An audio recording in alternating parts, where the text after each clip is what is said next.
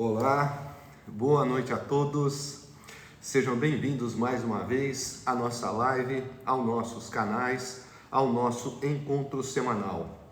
Na oportunidade que temos de podermos aqui nos reunir, para podermos congregar, para podermos comungar em nome do Senhor. É o momento que temos para podermos nos alimentar do alimento bendito e sagrado que nós encontramos na Bíblia Sagrada. Boa noite aos que estão chegando, sejam bem-vindos. Hoje nós faremos a pregação expositiva do capítulo 16 do Evangelho de Marcos. Este que é o último capítulo deste livro sagrado que está no cânon do Novo Testamento Bíblico. Hoje nós faremos o encerramento desta jornada em que começamos no capítulo 1 e que agora estamos no capítulo 16, este que é o derradeiro capítulo desta magnífica obra que é o Evangelho de Marcos. Eu peço para você que está aqui conosco, para que não se esqueça de deixar a sua curtida, de compartilhar e de deixar um comentário, um amém, que seja um glória a Deus, pois isso é muito importante, essa interação, porque o algoritmo das redes sociais entende a relevância dessa mensagem e faz com que ela seja distribuída, seja entregue a outras pessoas e elas também serão assim abençoadas com esta mesma mensagem que você está recebendo. Com isso, você também cumpre a ordenança de Cristo que disse: ide por todo mundo e pregai o Evangelho a toda criatura. Essa é a forma que você tem de, nesse momento, também contribuir para que essa ordenança que nos foi dada por Cristo possa ser cumprida. Boa noite e obrigado àqueles que estão aqui conosco. Dentro de mais alguns instantes nós daremos início oficialmente à nossa exposição do capítulo 16 do Evangelho de Marcos. Antes disso, eu vou fazer uma breve resenha do que é o Evangelho de Marcos. Lembrando que este Evangelho, ele é parte dos evangelhos sinópticos, assim como Mateus e como Lucas. Sinópticos porque eles têm uma mesma perspectiva, uma mesma visão do ministério de Jesus em suas narrativas. Eles são distintos do Evangelho de João, que é um evangelho à parte, um evangelho que tem um teor teológico mais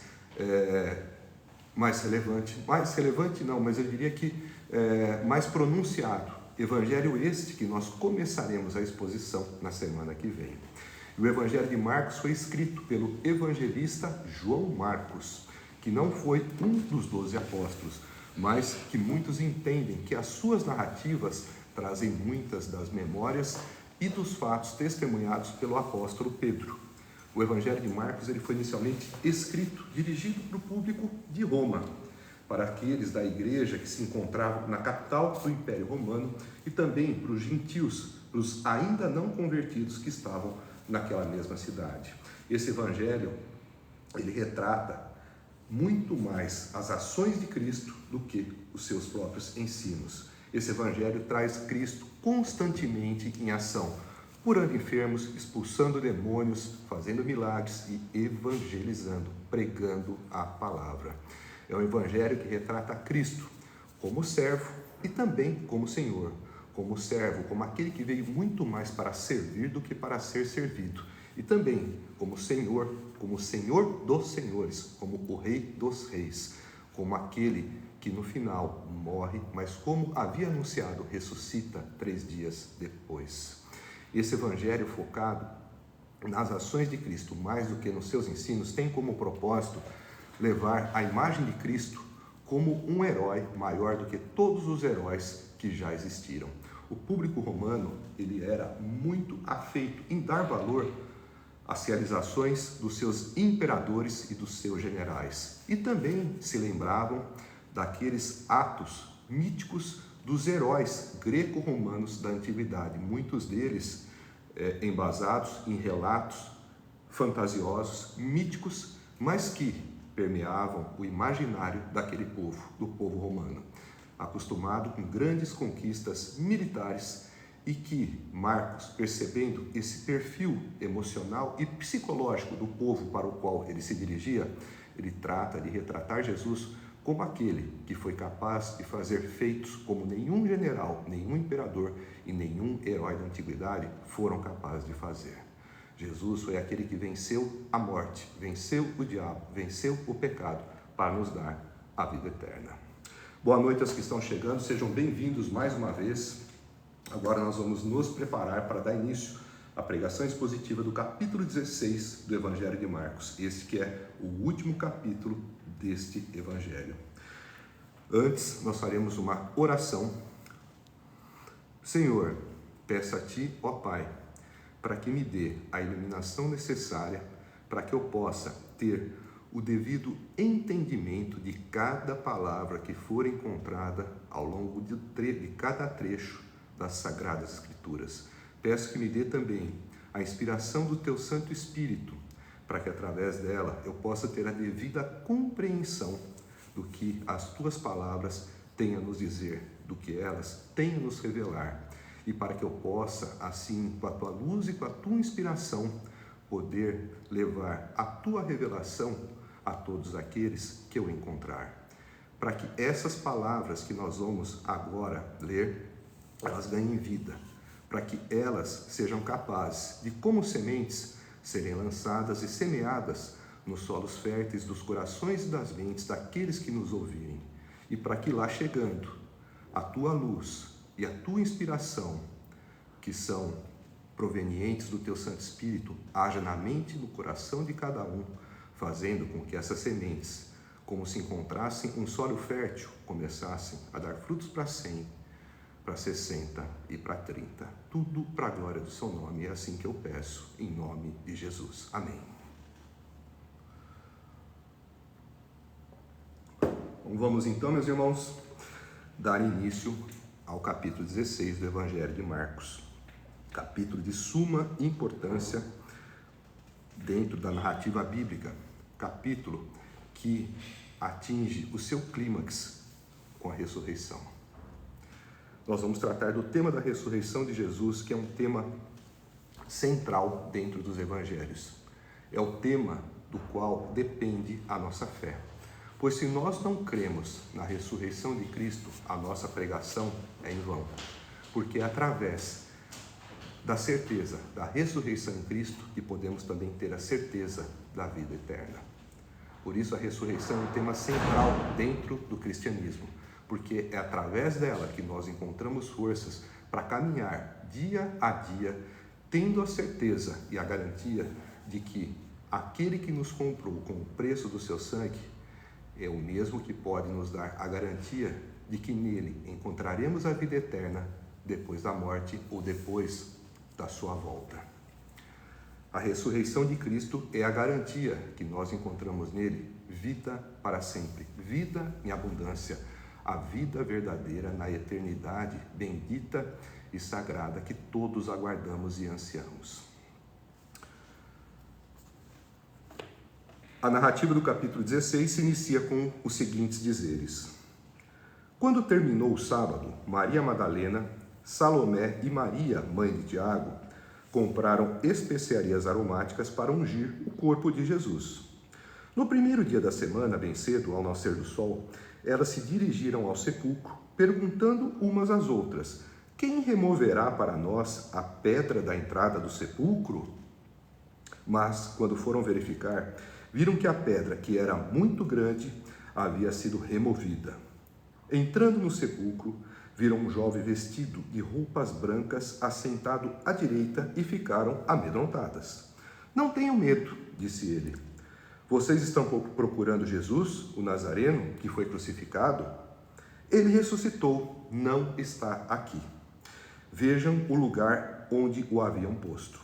Vão e digam aos discípulos dele e a Pedro: ele está indo adiante de vocês para a Galileia. Lá vocês o verão, como ele lhes disse.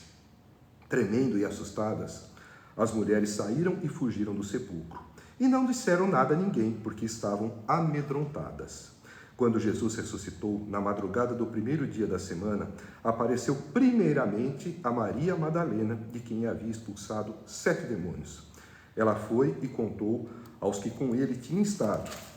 Eles estavam lamentando e chorando quando ouviram que Jesus estava vivo e fora visto por ela. Não creram. Depois, Jesus apareceu noutra forma a 2 deles, estando eles a caminho do campo. Eles voltaram e relataram isso aos outros, mas também nestes eles não creram. Mais tarde, Jesus apareceu aos 11, enquanto eles comiam. Censurou-lhes a incredulidade e a dureza de coração, porque não acreditaram nos que o tinham visto depois de ressurreto. E disse-lhes: vão pelo mundo todo e preguem o evangelho a todas as pessoas.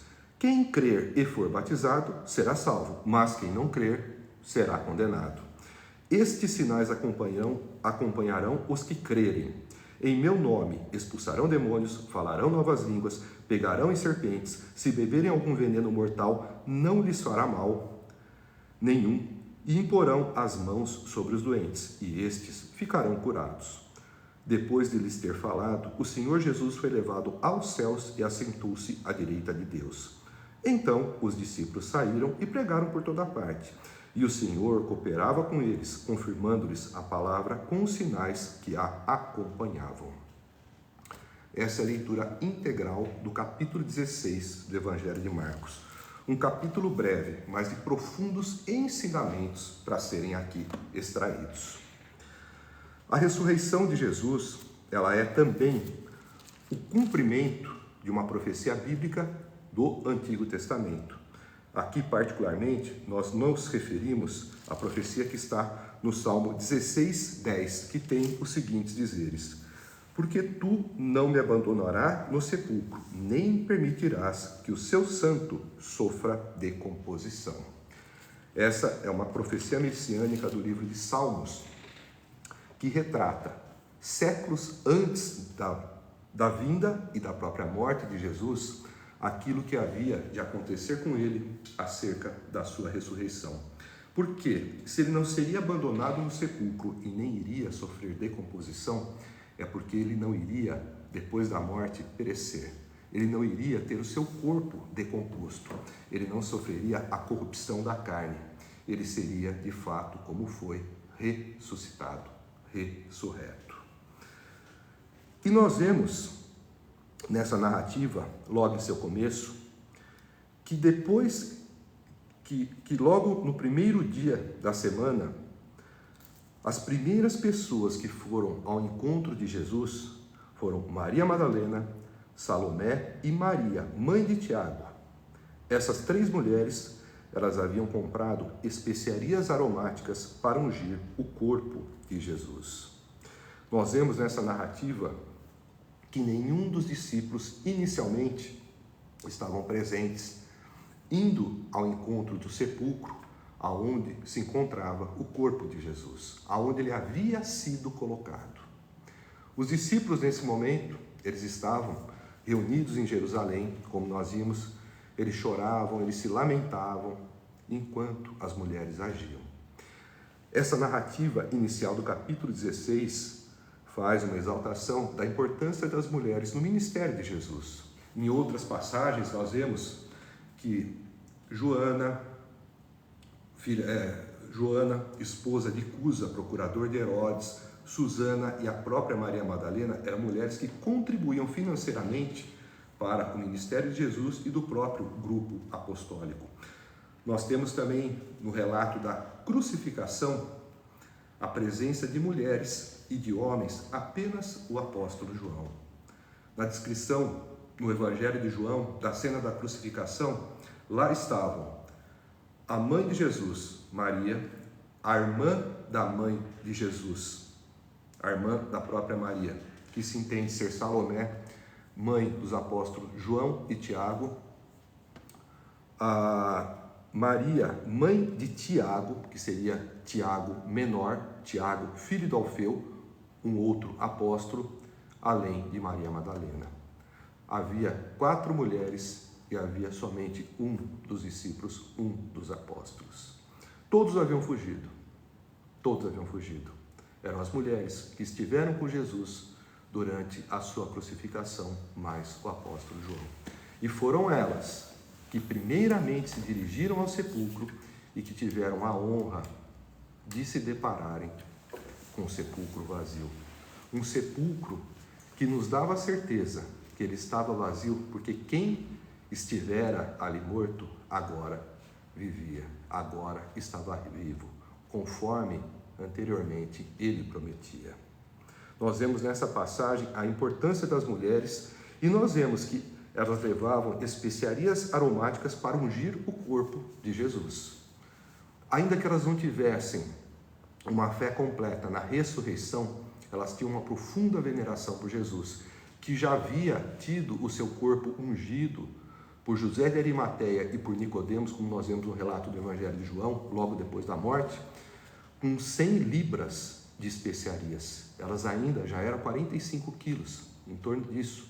Elas ainda assim foram se arriscar a ir ao túmulo de um indivíduo que havia sido condenado, crucificado, para poder ungir novamente o seu corpo.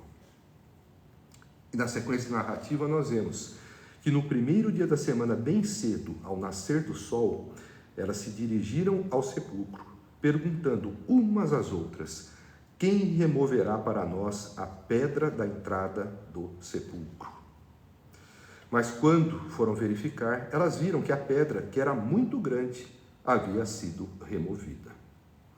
Nós vemos aqui a providência divina conspirando e agindo para que tudo aquilo que havia sido anunciado nas Escrituras, nas profecias e pela boca do próprio Messias, do próprio Cristo, do próprio Jesus, de que ele ressuscitaria, assim acontecesse.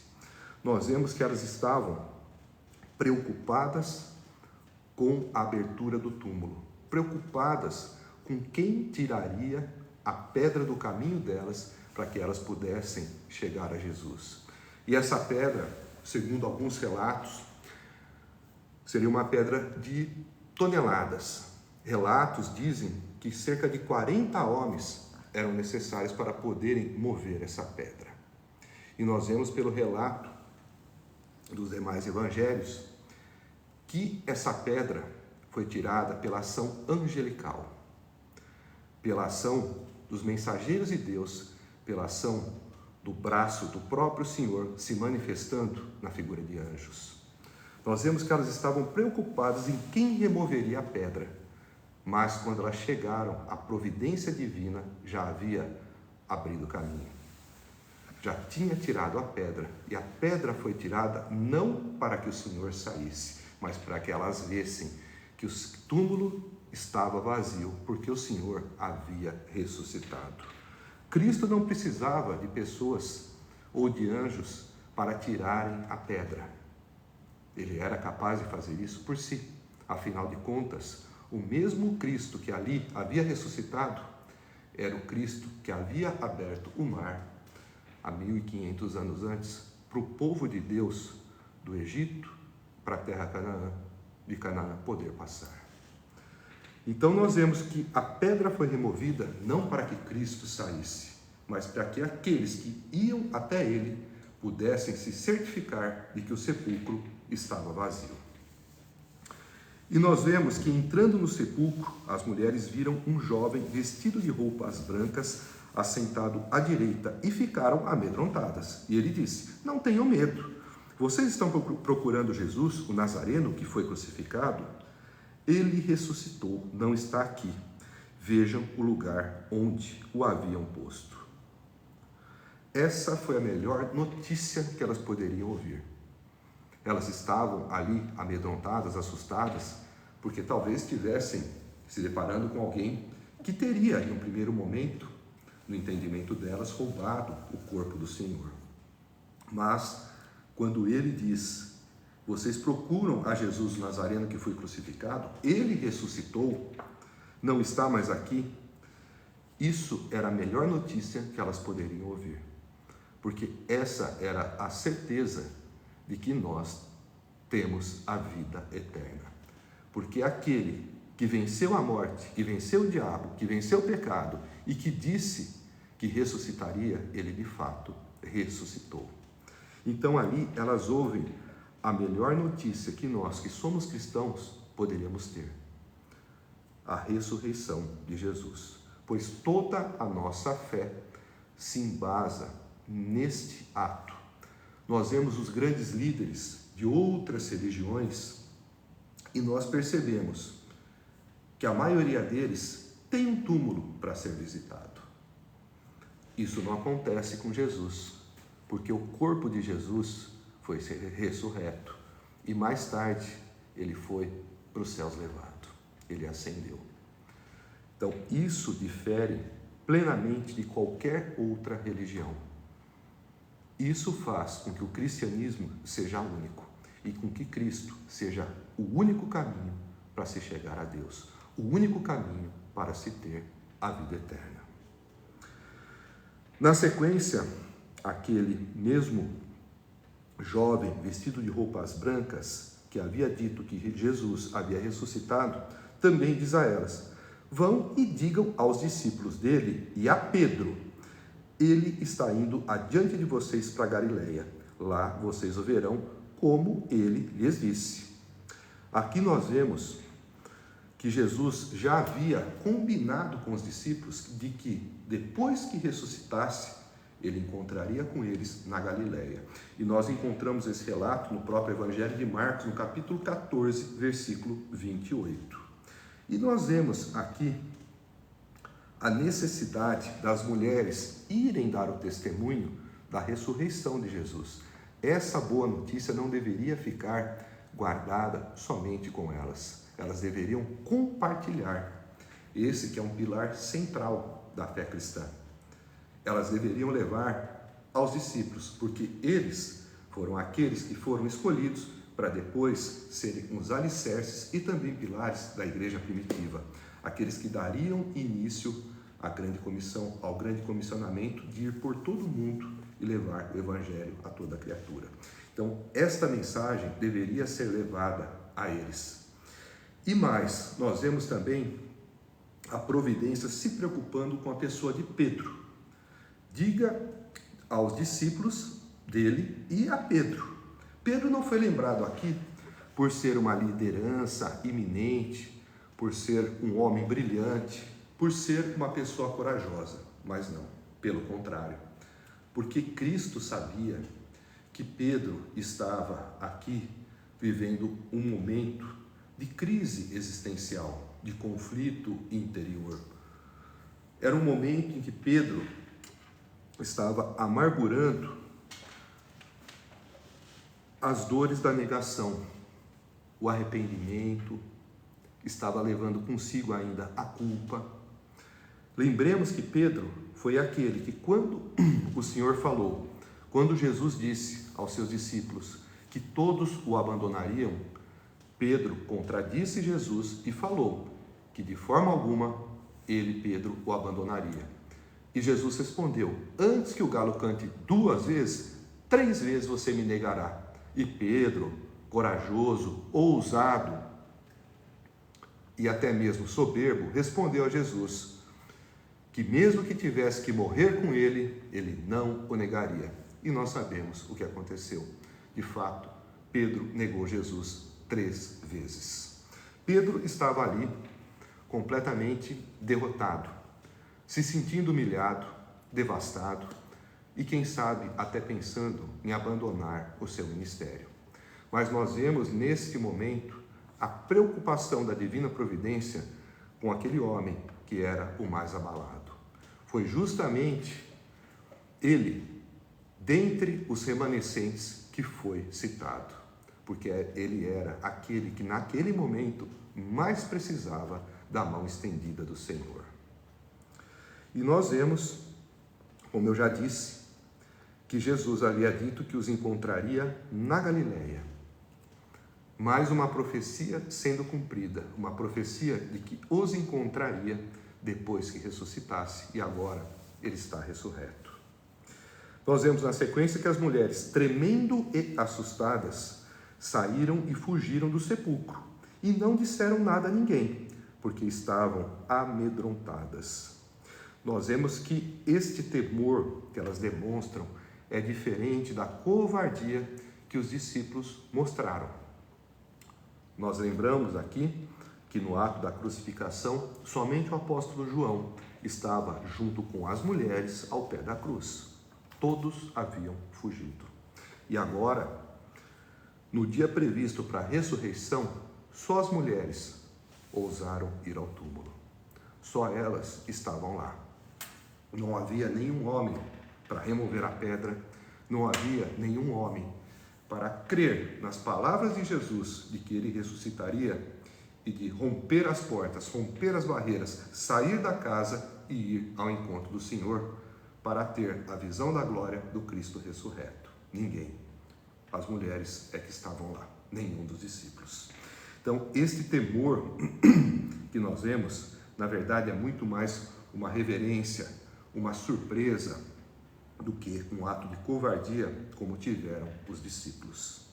Mais uma vez, as mulheres mostrando um protagonismo frente aos homens nos momentos críticos do ministério de Jesus, na sua crucificação e na sua ressurreição, na sua morte e na sua ressurreição.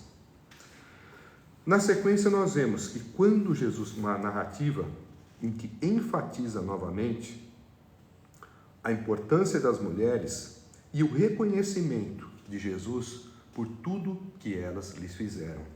Nesta passagem que nós vemos aqui, nos versículos 9 e 10, nós encontramos o seguinte: quando Jesus ressuscitou, na madrugada do primeiro dia da semana, apareceu primeiramente a Maria Madalena, de quem ele havia expulsado 7 demônios. Ela foi e contou aos que com ele tinham estado. Eles estavam lamentando e chorando. Quando ouviram que Jesus estava vivo e fora visto, por ela não creram. Nós vemos aqui 2 fatos importantes.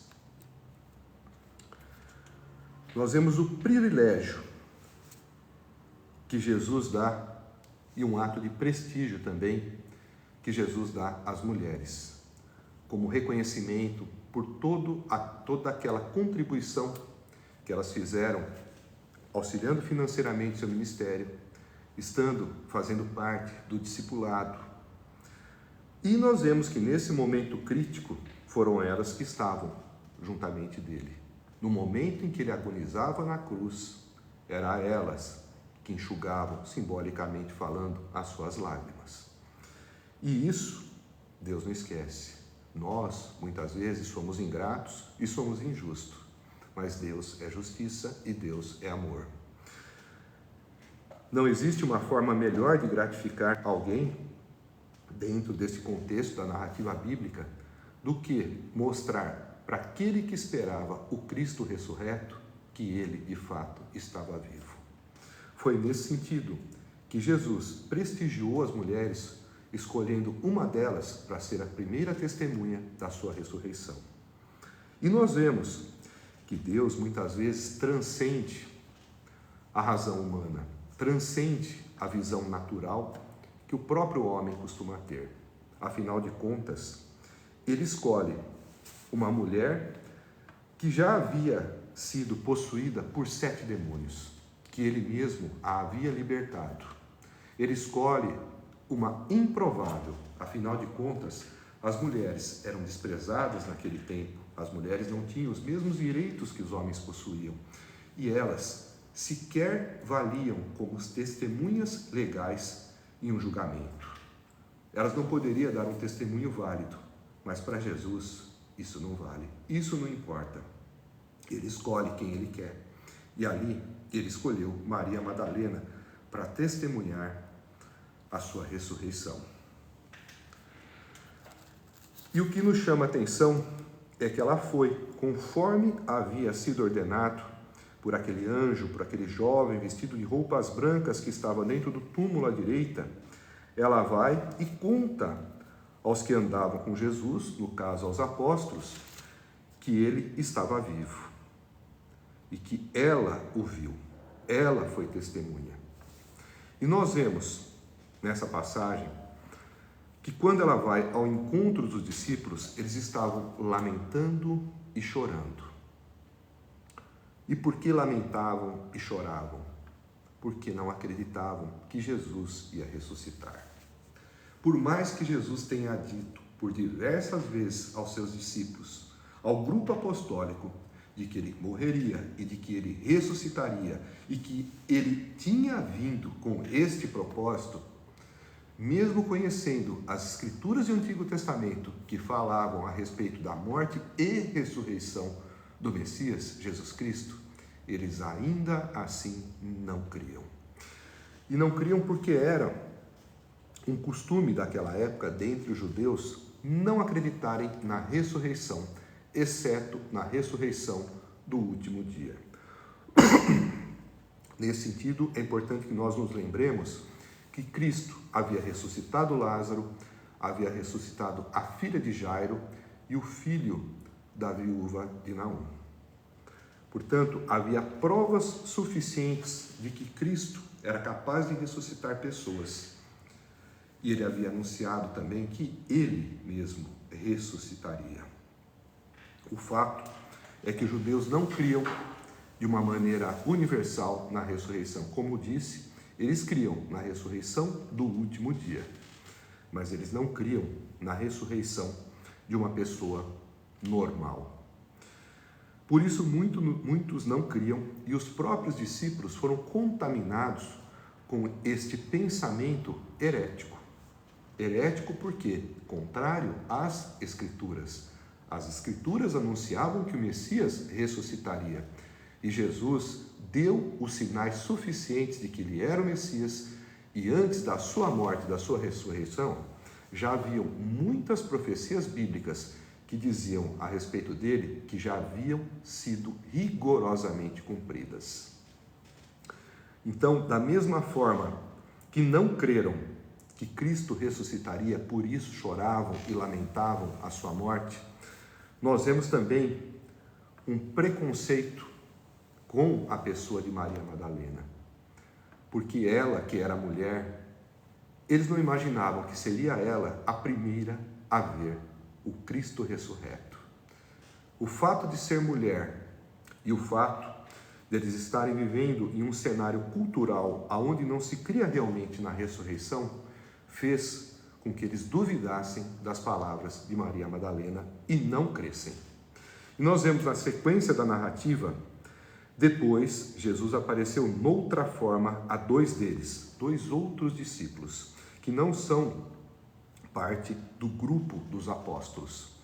Aqui nós temos 11 apóstolos. Lembrando que Judas já havia, depois de trair Jesus, cometido suicídio. Então, este grupo apostólico que lamentava e chorava era formado de 11 homens, porque Judas já não fazia mais parte desse grupo. E nós vemos aqui que depois Jesus apareceu noutra forma a dois deles, estando eles a caminho do campo. Eles voltaram e relataram isso aos outros, mas também nestes eles não creram.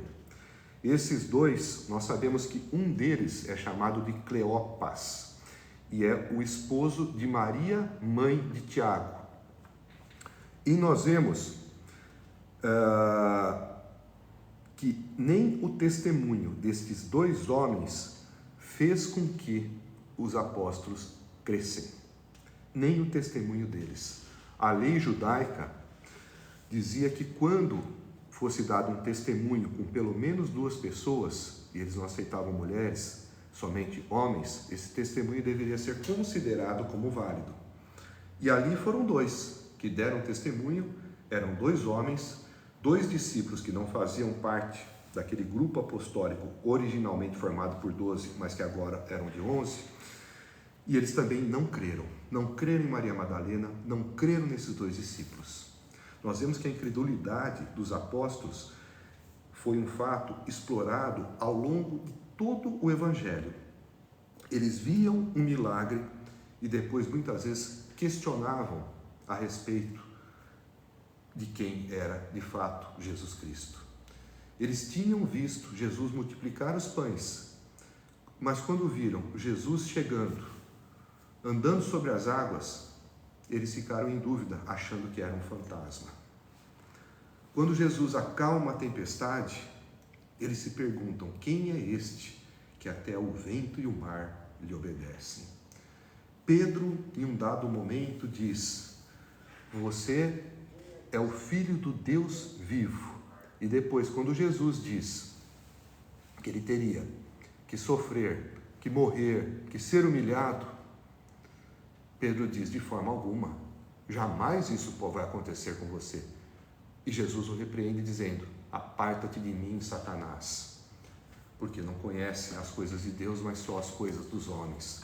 Então os discípulos viviam em momentos de credulidade e de incredulidade, de mais incredulidade do que de credulidade, de instabilidade do que de estabilidade, de desequilíbrio do que de equilíbrio na fé. E esse fato de não crerem, não passou desapercebido e de ser disciplinado pelo próprio Jesus. Porque nós vemos que mais tarde, Jesus apareceu aos 11, enquanto eles comiam, e censurou-lhes a incredulidade e a dureza de coração, porque não acreditaram nos que o tinham visto depois de ressurreto. Nós temos que entender que os discípulos, eles tinham que crer que Jesus havia ressuscitado, porque Jesus disse que ressuscitaria. Eles tinham que ter fé nas palavras que foram dadas pelo Messias, porque afinal de contas, seriam eles que dariam início ao grande comissionamento de ir por todo o mundo e de levar o Evangelho a toda a criatura. Eles tinham que crer que Jesus havia ressuscitado antes de o verem ressurreto, porque ele disse que ressuscitaria. E tudo que ele havia dito e havia feito ao longo do seu ministério eram provas suficientes para afiançar a sua promessa de ressurreição. Então, eles, os discípulos que acompanharam Jesus durante todos os 3 anos e meio de seu ministério, não tinham o direito de duvidar que Cristo havia ressuscitado. Não tinham esse direito. E era nesse sentido que Jesus os censurou por conta da incredulidade e da dureza de coração. A dureza de coração é como uma dificuldade em crer em algo sem ter uma prova empírica, científica, de que aquilo é a verdade. Jesus havia dito, e por muitas vezes a eles, que ressuscitaria. Mas mesmo assim, eles não creram. Mandou uma testemunha, mulher, Maria Madalena, não creram. Mandou, na sequência, 2 homens, também não creram. E só vieram a acreditar quando de fato viram Jesus. E nós vemos também, nessa passagem, que não é citada no Evangelho de Marcos, a parte que fala a respeito de Tomé, que não estava junto com o grupo nesse momento, e que depois, quando toma conhecimento do fato de que Jesus havia estado com ele, ele diz: eu não acredito, só vou acreditar se eu vê-lo e colocar as mãos no buraco do prego nas mãos e na ferida do seu lado. Lembrando que Jesus teve o seu tórax transpassado por uma lança durante o ato da crucificação, quando o soldado foi verificar se ele já estava de fato morto. Então nós vemos a incredulidade era tamanha, até quando um dos apóstolos ouvia da boca de outros apóstolos, de todos os que estavam lá, menos Judas, ou seja, eram 11, se Tomé não estava lá, eram 10, Tomé, ouvindo da boca dos 10, ainda assim não creu. Então a incredulidade era muito grande. 8 dias depois, nós sabemos pelo relato do Evangelho de João, que Jesus se encontra novamente com o grupo e Tomé, de fato, vê aquilo que queria ver para que pudesse crer. Na sequência, nós vemos que Jesus diz: vão pelo mundo todo e preguem o Evangelho a todas as pessoas.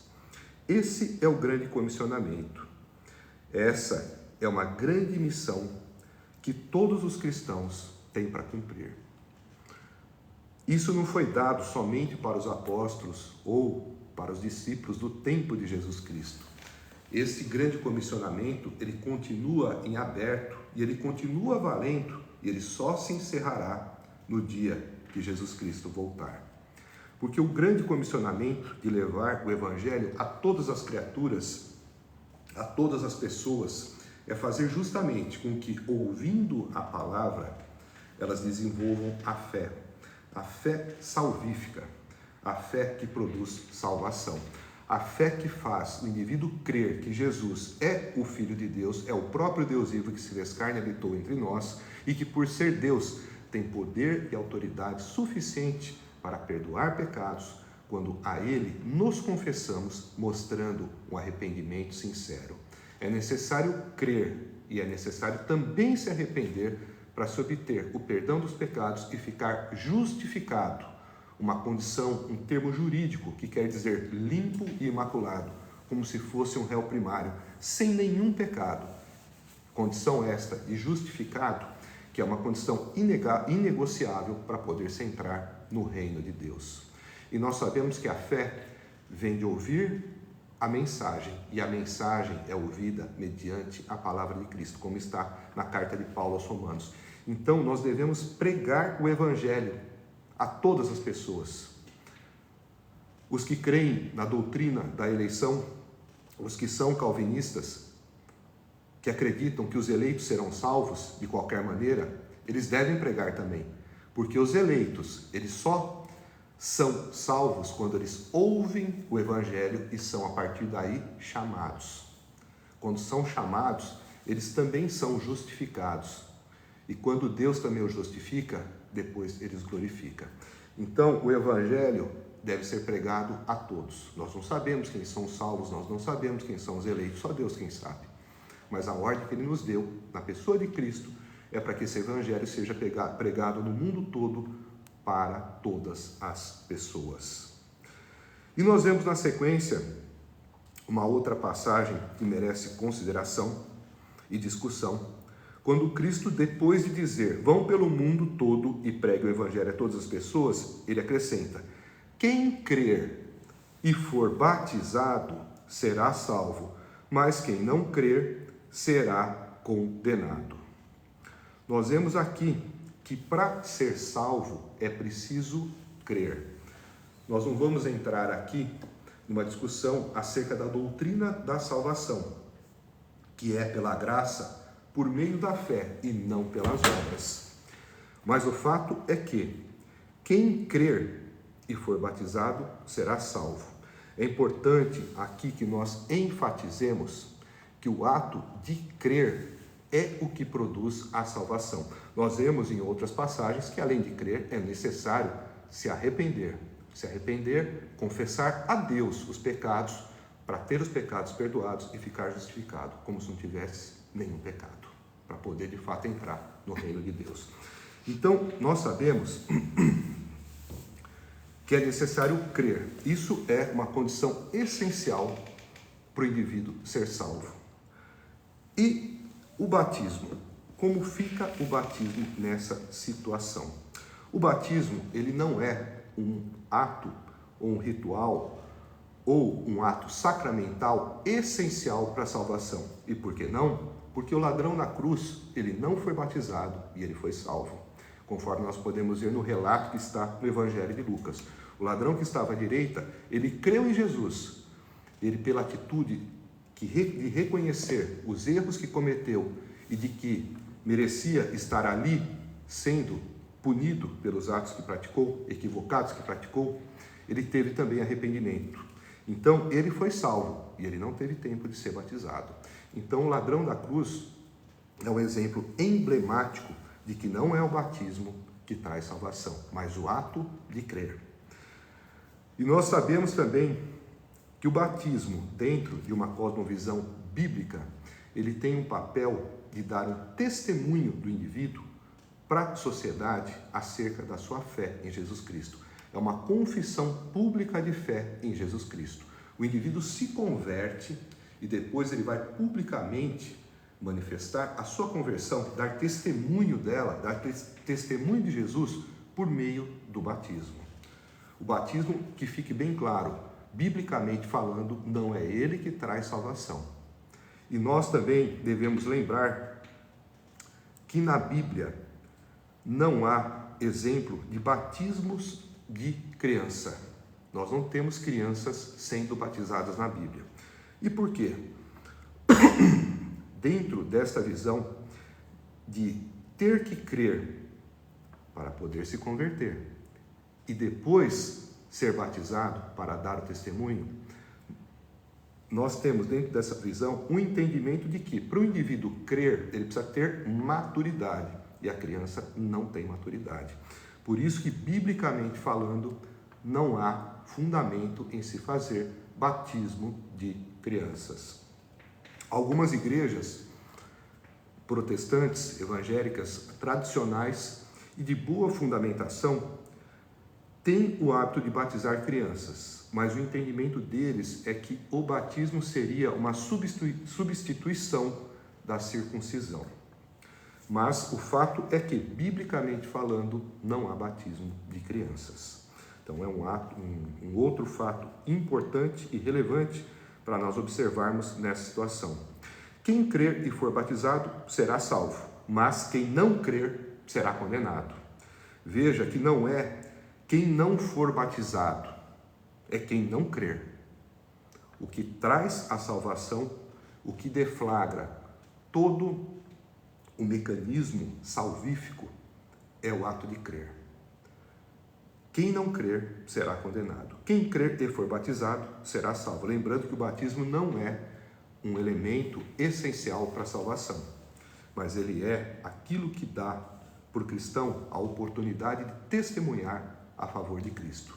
E infelizmente nós temos, mesmo dentro das igrejas, muitas pessoas que foram lavadas pelas águas sacramentais do batismo, mas que não foram lavados pelo sangue de Cristo. Pessoas que confessaram a fé em Jesus Cristo somente com a boca e não com o coração, e que passaram por um ato sacramental meramente automático e mecanizado de se imergir ou de se banhar nas águas, mas que não foram de fato lavadas pelo sangue do Cordeiro, não são convertidos verdadeiros. É a fé que traz a salvação. Não são as obras, já falamos disso em outras ocasiões. As obras dão testemunho da fé. A fé sem obras é morta. O que tem fé verdadeira faz boas obras, e não são as boas obras que salvam. É porque ele tem fé e é salvo que ele faz boas obras. Obras que agradam a Deus e obras que também trazem a necessidade, o auxílio nas necessidades para o próximo. Na sequência, Jesus diz: estes sinais acompanharão os que crerem.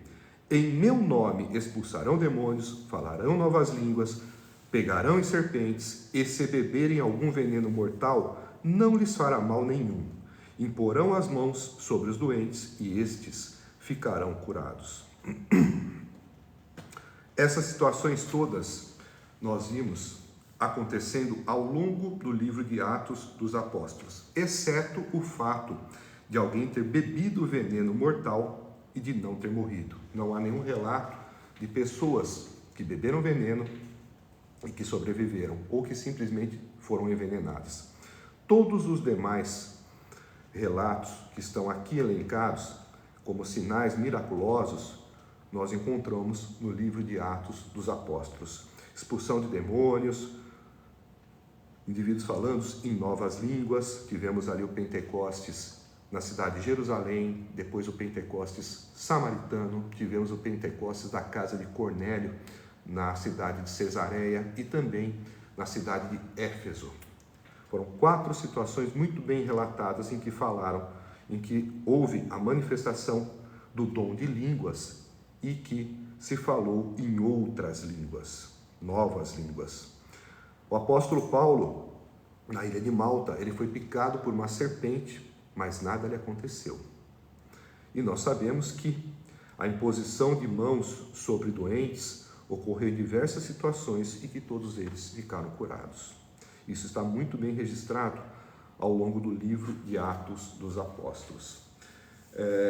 Há uma discussão no meio teológico se essas palavras de Jesus são extensíveis a todo o período de existência da igreja até os dias atuais. Há discussões acerca desse tema. Alguns entendem que esses milagres ou que estes sinais eram muito mais descritivos e exemplificativos do que normativos por todo o tempo. Porque o que acontece?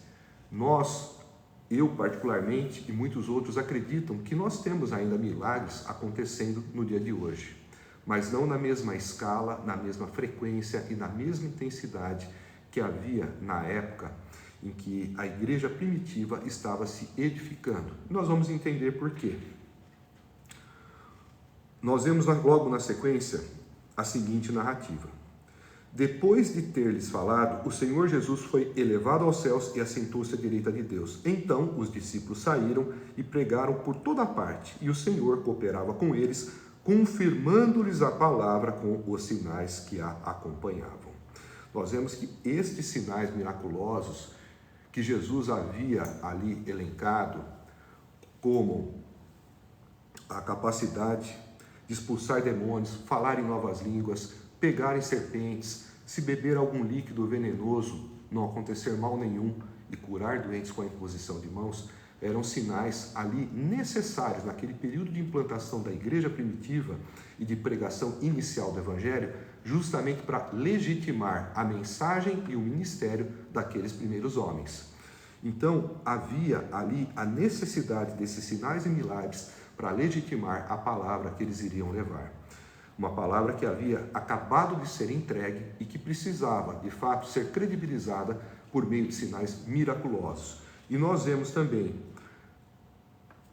períodos semelhantes ao longo da narrativa bíblica, aonde a necessidade de afirmação de determinadas pessoas e de determinada mensagem também careceram de milagres para sua confirmação. Nós vemos 4 períodos na Bíblia onde os milagres se concentram e ocorrem com maior intensidade. Durante o período do ministério de Moisés, nós sabemos, principalmente pelos relatos que estão no livro de Êxodo, que ocorreram muitos milagres e milagres grandiosos, como por exemplo as 10 pragas que ocorreram no Egito. Aquilo era necessário justamente para validar a pessoa de Moisés como libertador e para mostrar para Faraó e também para o povo de Deus que Deus estava com Moisés, que Deus estava agindo para libertar o povo. Por isso, aquela intensidade e aquela grandiosidade de muitos sinais miraculosos, tanto no Egito quanto durante a peregrinação no deserto. Nós vemos também durante o ministério de Elias e de Eliseu muitos milagres acontecendo. Elias fez 16 milagres e Eliseu, que pediu a Elias a porção dobrada do Espírito e foi atendido, fez 32. Eliseu só não fez mais milagres na Bíblia do que Jesus. Então, aquele período também em que ele é registrado no livro de Reis, era um período em que a apostasia, ou seja, o afastamento de Deus e o surgimento de falsos deuses permeando a fé e o imaginário do povo de Israel e de Judá, necessitava de um profeta que afrontasse esses fatos que desagradavam a Deus e que tinha que ter um substrato para dar sustentação à sua palavra, à sua pregação e legitimar a sua mensagem como advertência divina por meio dos milagres. Por isso que Elias e Eliseu fizeram muitos milagres durante os seus ministérios, justamente para provar que vinham da parte de Deus, trazendo uma mensagem de confronto contra os reis ímpios daquela época em que eles viveram. E depois de Elias e Eliseu, nós encontramos o período do ministério de Jesus e o período dos apóstolos. Esses períodos foram os que mais registraram a ocorrência de milagres e de grandes feitos miraculosos, justamente porque tinham ali o propósito de legitimar o ministério das pessoas que estavam envolvidas e da própria mensagem que elas levavam. Por isso que nos dias de hoje, em que a revelação da mensagem de Deus, da salvação, já está completa há 2000 anos, não há necessidade de Deus levantar, embora Ele possa, se assim quiser, alguma pessoa que faça fatos miraculosos como fizeram os apóstolos e o próprio Cristo na época em que eles viveram. A mensagem que foi dada a eles já está em nossas mãos nos dias de hoje. Essa é a revelação final a respeito da salvação. Então, para que Deus levante alguém trazendo uma nova mensagem, nós teríamos que ter uma nova revelação acerca da salvação, só que essa revelação já está completa. O próprio apóstolo Paulo, na carta aos Gálatas, diz que se alguém trouxer uma nova revelação, que seja anátema, ou seja, amaldiçoado, maldito. Alguma revelação acerca da salvação, que já está completa. Então nós vemos que, na verdade, dentro de um entendimento de boa parte dos teólogos, esses sinais que Jesus se referiu e que os apóstolos iriam fazer, são sinais descritivos do que ocorreu naquela época e não algo prescritivo do que iria ocorrer ao longo de toda a igreja com todos os crentes. Porque vejam bem, acompanharão os que crerem em meu nome, expulsarão demônios, falarão novas línguas, pegarão em serpentes, se beberem veneno mortal, não morrerão, e imporão as mãos sobre doentes, e estes ficarão curados. Quantas e quantas pessoas crentes verdadeiras nós conhecemos e que não fazem esses sinais e milagres? Então, nós entendemos que não há mais crentes hoje em dia, porque senão todos teriam que fazer esses sinais e milagres, mas que esses sinais e milagres, eles ficaram restritos nesta intensidade àquele período da igreja aonde estava ocorrendo o início da disseminação do Evangelho. Nós devemos refletir sobre algumas questões acerca da pessoa de Jesus e do seu poder restaurador. Nós sabemos que naquela época que ele ressuscitou, muitos colaboraram e contribuíram para a sua morte, como os romanos, como os judeus, como o próprio Satanás ali entrando em Judas. Mas nós vemos que todos esses que colaboraram para a morte de Jesus não puderam fazer com que ele permanecesse morto, não puderam impedir que ele ressuscitasse. Nós vemos que hoje se busca muito o poder, carros velozes, armas cada vez mais potentes. Nós temos a inteligência artificial ganhando cada vez mais espaço. Nós vemos uma busca pelo domínio do espaço sideral, pelo envio de foguetes e até mesmo de pessoas para outros orbes, para outros planetas, mas nós não vemos ninguém vencendo definitivamente a morte como Cristo venceu. Nesse sentido, é aquilo que eu disse. O Evangelho de Marcos retratou para os romanos Cristo como alguém maior do que qualquer herói que já existiu ou que existia naqueles tempos. E nós vemos que ainda nos nossos dias, ninguém é maior do que Cristo. Ninguém venceu a morte como só Ele foi capaz de vencer.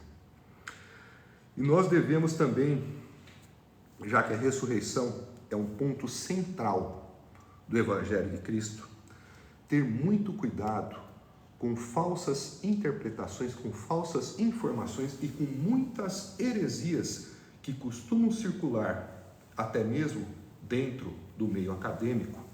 Heresias essas que são divulgadas por teólogos liberais, teólogos ateus, isso mesmo, teólogos ateus.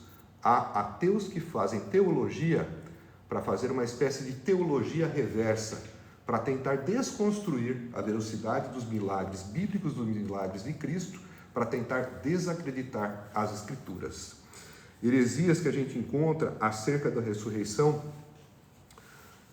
podem ser vistas como, por exemplo, pessoas que dizem que Jesus teria bebido vinho e mirra, como está descrito no capítulo 15 do Evangelho, que lhe foi oferecido vinho e mirra, e por meio dessa mistura ele teria sido anestesiado, tirado, dormido da cruz, levado ao sepulcro, e ali ele teria restaurado as suas forças ao longo das horas seguintes, e num dado momento teria levantado e teria empurrado a pedra de forma a abrir a porta do sepulcro. Sabemos que é um verdadeiro absurdo, primeiro porque foi oferecido vinho e mirra, mas Jesus não bebeu, conforme está relatado aqui no próprio Evangelho de Marcos. Nós sabemos que Jesus, ele foi tirado da cruz e foi verificado que ele estava morto pelo centurião romano. Nós sabemos também que ele foi transpassado por uma lança do lado. E isso fez com que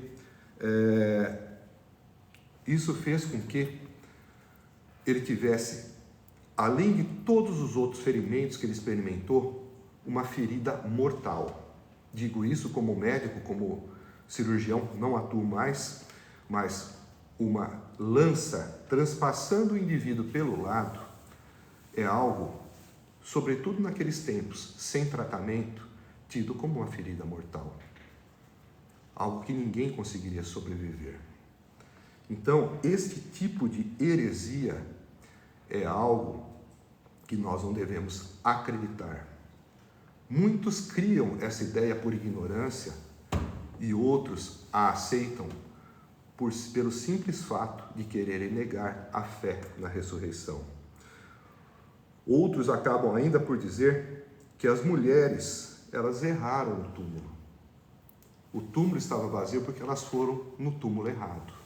Mas nós vemos na narrativa, principalmente no final do capítulo 15, que Maria Madalena e Maria, mãe de José, viram onde ele fora colocado. Ou seja, elas sabiam exatamente aonde ele estava. Há também um relato no Evangelho de Mateus que diz que os guardas, quando diz uma narrativa dizendo que a ação angelical fez com que a pedra fosse removida da frente do sepulcro e os que guardavam aquela porta relataram de uma maneira mentirosa que eles haviam dormido e que os discípulos foram lá, removeram a pedra e tiraram o corpo de Jesus. Ora, uma pedra tão pesada, tão grande, não seria removida facilmente por discípulos sem que fossem percebidos. E além disso, se eles dormiam, como que eles sabem que eram os discípulos? Depois, no próprio Evangelho de Mateus, nós tomamos conhecimento de que eles, na verdade, foram constrangidos a dar esse depoimento, a inventarem de que os discípulos tinham roubado o corpo, ao invés de dizer que a pedra foi removida pela ação de anjos. Outros ainda dizem que foi uma invenção dos próprios discípulos, a ressurreição de Cristo, o que não faz nenhum sentido. Afinal de contas, muitos mentem, mas os que mentem e sabem que é mentira, eles não dão a própria vida por algo que sabem que é mentira. Os discípulos deram a própria vida e sofreram muito ao longo dela por conta da certeza da ressurreição de Jesus Cristo, por conta da certeza da vida eterna na pessoa dele. Então, nós devemos simplesmente apagar de nossas mentes esse tipo de informação e esse tipo de heresia quando nós eventualmente as encontrarmos. Elas não têm nenhum fundamento e têm um único propósito de desacreditar a fé em nosso Senhor e único Salvador, Jesus Cristo. Nós damos por encerrada a nossa pregação expositiva de hoje, do capítulo 16 do Evangelho de Marcos, que é o último capítulo desse livro sagrado, desse bendito Evangelho. Antes de nós fazermos uma oração de encerramento, eu gostaria de lembrá-los também a respeito do meu livro A Revelação, uma viagem conduzida pela fé em busca da cura em nome de Jesus. A revelação não é, obviamente, nenhuma nova doutrina a respeito da salvação, mas é um livro que traz ensinamentos de cunho científico e espiritual, os quais eu adquiri nas experiências que tive por arrebatamento em espírito em algumas moradas do mundo espiritual. Para os que não sabem, no dia 8 de janeiro de 2018, eu tive um chamado de Deus, onde fui comissionado por um ministério de evangelização global e secundariamente para desenvolvimento também em paralelo de um ministério de cura. Para o ministério de cura, eu fui arrebatado algumas vezes ao mundo espiritual, onde eu recebi a devida capacitação para essa parte do meu ministério. E parte dos conhecimentos que eu recebi, eu compilei, eu organizei e coloquei neste livro. Esse livro que é um tratado teológico cristocêntrico, um tratado de física quântica e um tratado de medicina espiritual. Aqui você vai entender por que os maus sentimentos podem nos fazer adoecer, vai entender como que os bons sentimentos, as orações, as notas musicais, as cores podem também nos ajudar a sermos curados e também aos outros curar. E vai conhecer muitas outras coisas acerca da nossa essência como individualidade, formada por uma parte física, material, pelo corpo que vemos e também pela nossa alma. Vai tomar conhecimento da anatomia e da fisiologia da alma e dos corpos espirituais que a formam. Se você quiser conhecer um pouco mais, quiser adquirir esse livro, você pode acessar o nosso site www.daniloverotti.com.br, Verotti com 2 T's e I. Ou você pode também mandar uma mensagem nos nossos canais, nas nossas redes sociais. Obrigado. E obrigado mais uma vez a todos vocês que estiveram aqui conosco até este momento. Agora nós vamos dar por encerrada a nossa mensagem, fazendo uma oração de agradecimento. Lembrando vocês que na quarta-feira nós vamos ter uma live, eu e meu amigo Domênico Spano, aonde nós traremos mais informações a respeito da morte e da ressurreição de Jesus Cristo. E faremos na semana que vem o início da narrativa e da pregação expositiva do Evangelho de João. Espero que vocês estejam aqui conosco também. Senhor, Deus, eu agradeço mais uma vez pela oportunidade que nos deu de podermos aqui nos reunir em seu santo nome para te glorificar, para te adorar e para podermos também, através da tua palavra, melhor te conhecer.